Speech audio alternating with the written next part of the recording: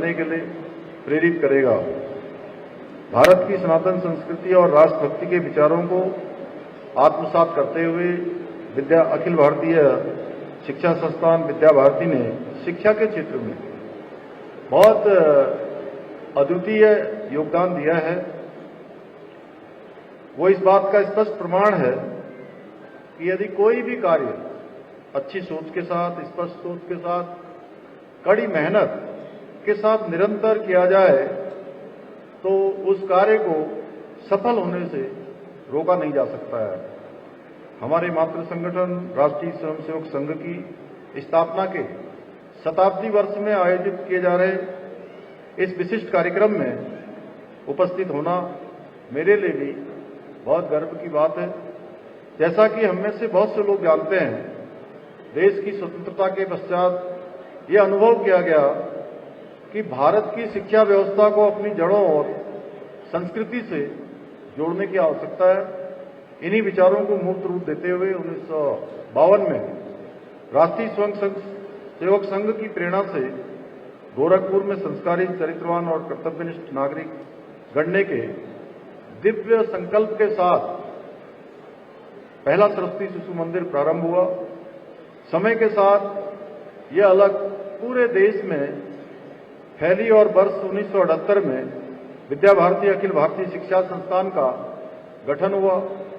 आज विद्या भारती ने भारतीय शिक्षा पद्धति, आधुनिक शिक्षा पद्धति के मेल से जो अद्वितीय क्रांति शिक्षा जगत में फैलाई है, उसके बारे में जितना कहा जाए, जितने उस शब्दों में व्याख्या की जाए उतनी कम है। शिक्षा के क्षेत्र में बोया गया एक छोटा सा बीज आज एक विशाल वृक्ष बनकर देश भर के शिक्षा और संस्कार की, देश भर में शिक्षा और संस्कार की छांव बिखर रहा है। आज विद्या भारती देश भर में लगभग 13,000 औपचारिक, 12,000 अनौपचारिक विद्यालयों के माध्यम से 35 लाख भैया बहनों में ज्ञान, करुणा, राष्ट्रभक्ति और सदाचार जैसे मानवीय गुणों को उनके संस्कारों में लाने का, उनको उभारने का काम कर रहा है। इसके साथ ही विद्या भारती द्वारा आदिवासी बहुल इलाकों और अंतर्राष्ट्रीय सीमा वाले क्षेत्रों में भी सैकड़ों विद्यालय खोले गए हैं। उत्तराखंड में भी विद्या भारती का योगदान अनुकरणीय है और मुझे बताया गया है कि वर्तमान में यहाँ करीब 562 विद्यालयों का संचालन किया जा रहा है, जिनमें 1.25 लाख से अधिक विद्यार्थी शिक्षा ग्रहण कर रहे हैं। मुझे जानकर अत्यंत खुशी हुई कि भारत सरकार द्वारा विद्या भारती के 7 स्कूलों को सैनिक स्कूल के रूप में स्थापित करने हेतु भी चयनित किया गया है। मैं आज के इस अवसर पर देश के भविष्य के निर्माण में 70 वर्षों से भी अधिक समय तक कार्यरत अखिल भारतीय शिक्षा संस्थान विद्या भारती और उसके सभी कार्यकर्ताओं को, सभी पदाधिकारियों को, सभी संचालकों को, आचार्यगणों को, शिक्षकगणों को उनके द्वारा शिक्षा जगत में किए गए महान योगदान के लिए साधुवाद देता हूं। हमारे शास्त्रों में कहा गया है, विद्या नाम नरस्य भूषणम, अर्थात मनुष्य का सबसे बड़ा आभूषण विद्या है।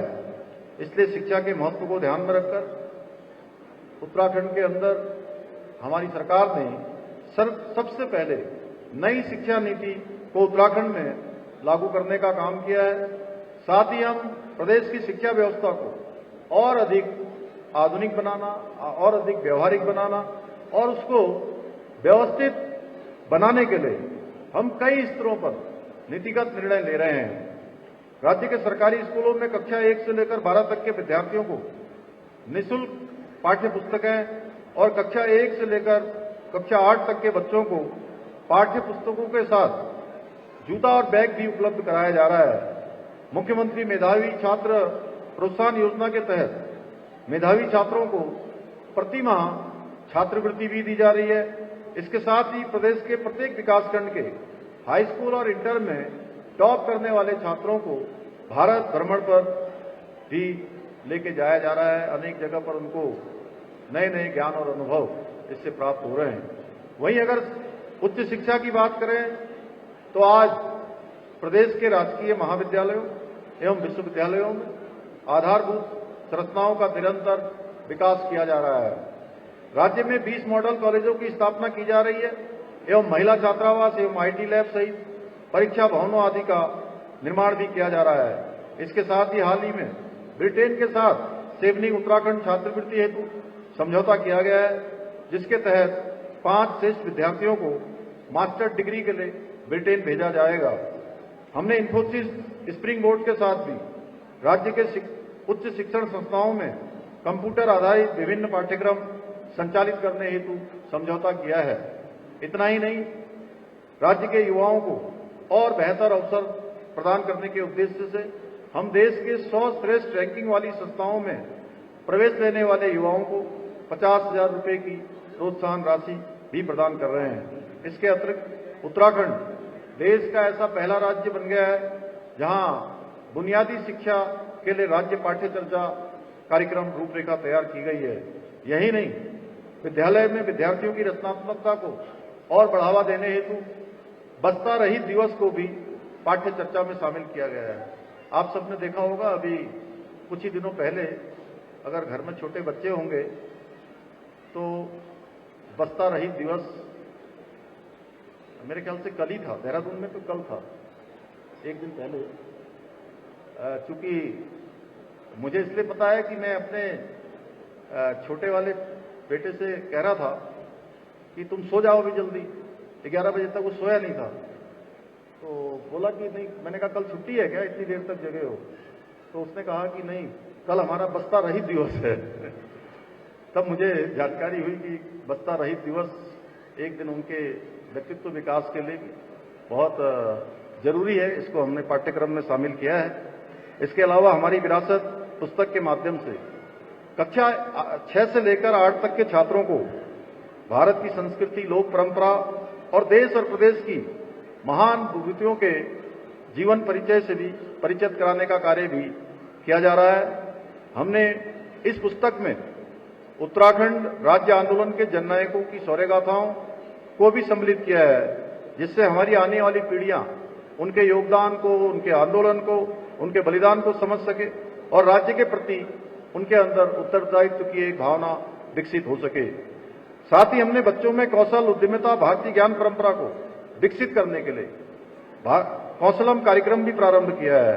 इसके अतिरिक्त संघ लोक सेवा आयोग, सीडीएस, एनडीए, इन सभी परीक्षाओं में पास होने पर उनके साक्षात्कार के लिए तैयारी के लिए 50,000 रुपये की धनराशि का प्रावधान भी किया जा रहा है। आज संपूर्ण विश्व सनातन धर्म और संस्कृति के महत्व को समझ रहा है। इसे देखते हुए हमने देहरादून में दून विश्वविद्यालय में